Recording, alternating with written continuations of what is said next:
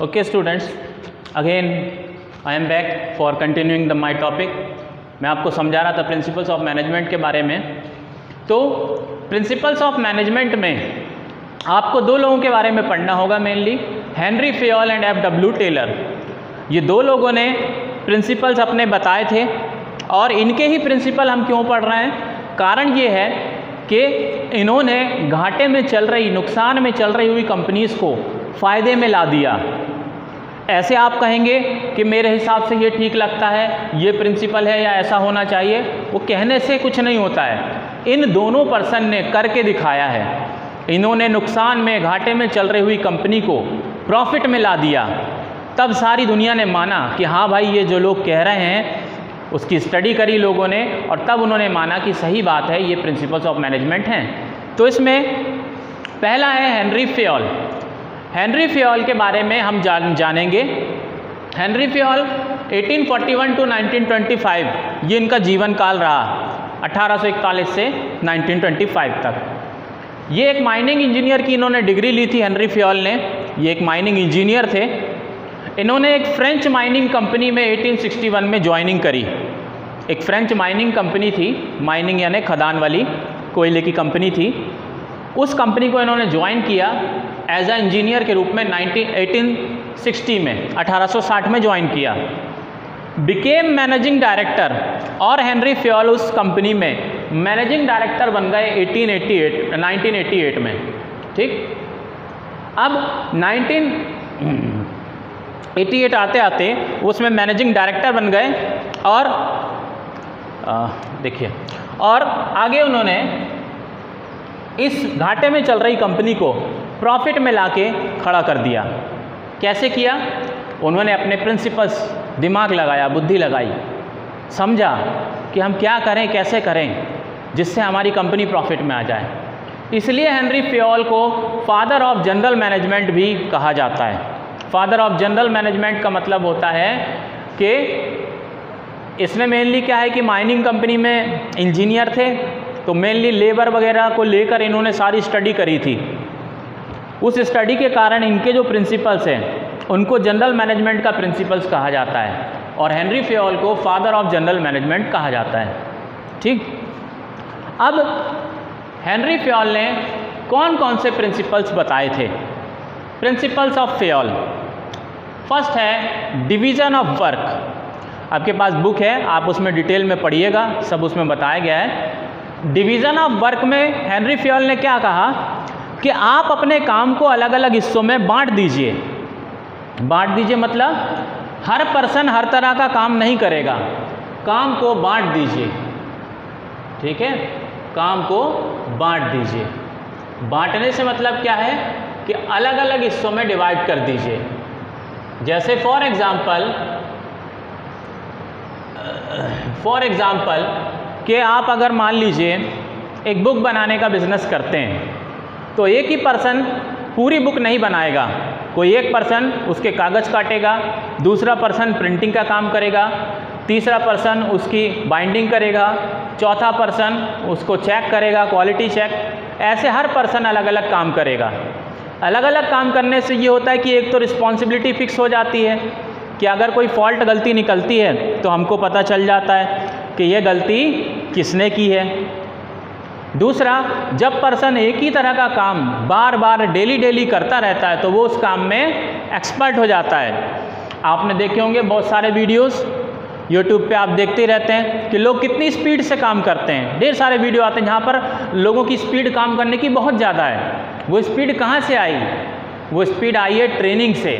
Daily एक ही काम करने के कारण उनकी बॉडी, उनका माइंड ट्रेन हो चुका है, तो उनकी स्पीड बहुत ज़्यादा बढ़ गई है और वो अपने काम में एक्सपर्ट हो गए हैं। तो यही उन्होंने कहा कि काम को अलग अलग हिस्सों में बांट दो, डिवीज़न ऑफ वर्क कर दो और वो काम अलग अलग लोगों को सौंप दिया जाए।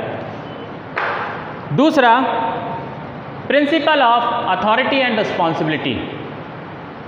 Principle of authority and responsibility क्या कहता है? ये प्रिंसिपल कहता है कि जिसको जैसी अथॉरिटी का मतलब क्या होता है? अधिकार, राइट।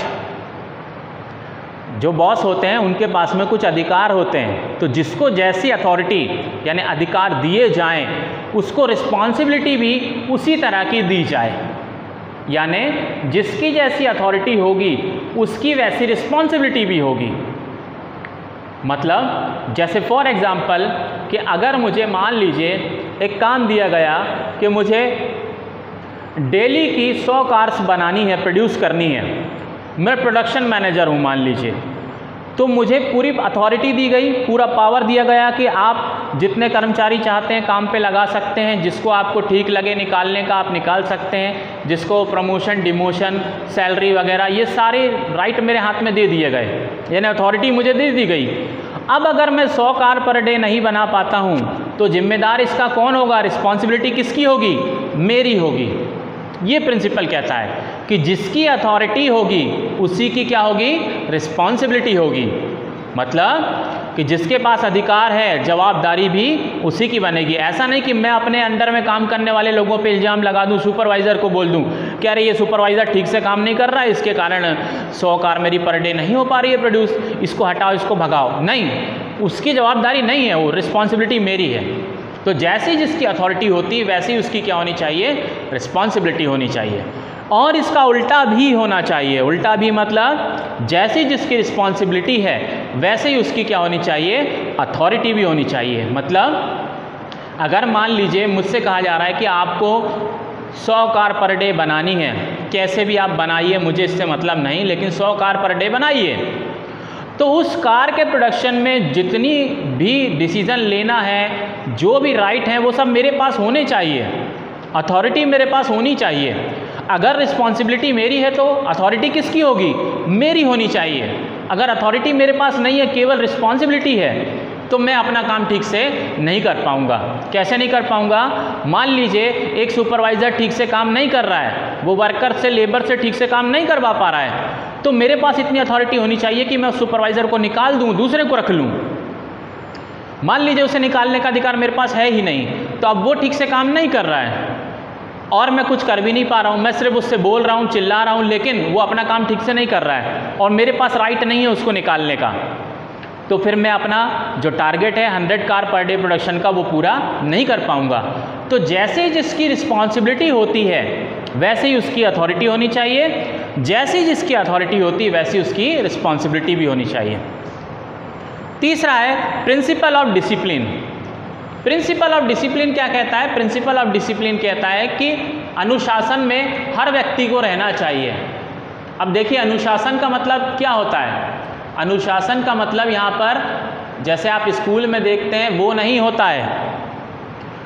बिजनेस में अनुशासन का मतलब होता है कि जो कंपनी के बिजनेस के रूल्स रेगुलेशन हैं उसको हर पर्सन अपनी मर्जी से एक्सेप्ट करे और फॉलो करे। यहाँ पर किसी को डंडा लेकर पिटाई करने की बात नहीं हो रही है। प्रिंसिपल ऑफ डिसिप्लिन का मतलब है कि जो नियम कानून बनाए गए हैं, जैसे हर बॉस को हर वर्कर को 9 बजे फैक्ट्री में काम पे आना है तो सब 9 बजे पहुँच जाएं, सबको शाम को 5 बजे घर जाना है तो वो 5 बजे ही घर जाएं।